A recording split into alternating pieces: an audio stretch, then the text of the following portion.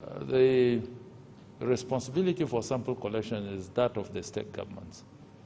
And I believe that in the coordination of our national response at the federal level, we've done everything possible to assist the state governments in undertaking that responsibility. We've done it either collaboratively with the other partners that are engaged in this.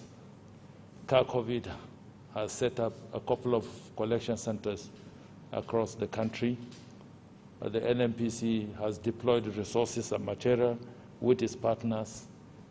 And at the federal level, all the test kits that come in, all the BPEs that come in that we have received as donation or contribution from different countries and different agencies, development partners, all the procurements that were done by the UN Single Basket Fund, all the support that we received from JACMA, from the Chinese government, from several other governments, the ventilators that we've received from the United States, everything that we have received are shared across the entire nation.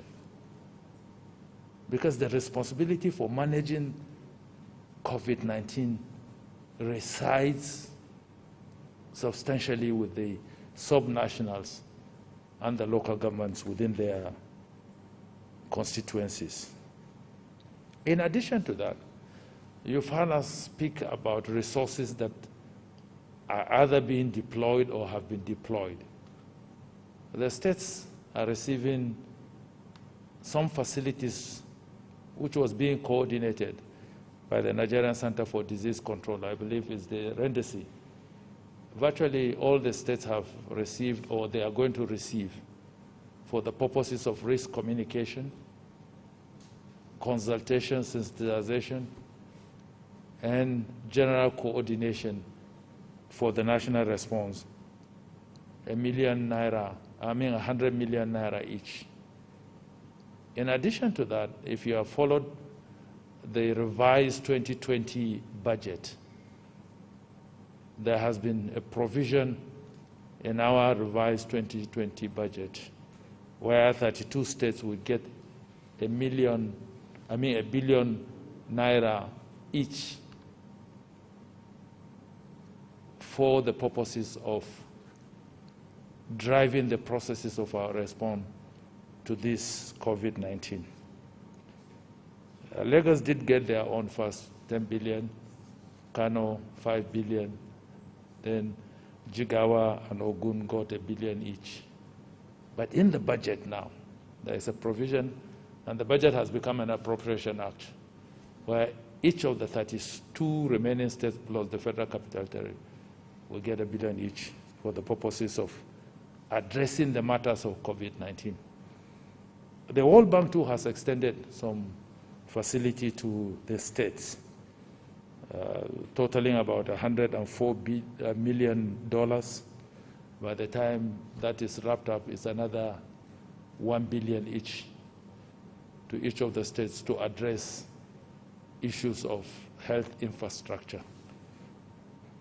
So that is as far as the monetary contributions are concerned. By the time it is all said and done, on the average, each of the states will be receiving about 2.1 billion naira as support, as grant to the various states to address the issues of COVID-19. So I think, by and large, in addition to giving the coordination at the national level by developing the protocols and also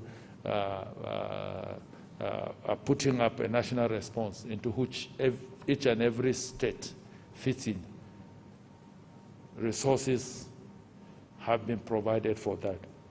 Material that have come through donations have been shared.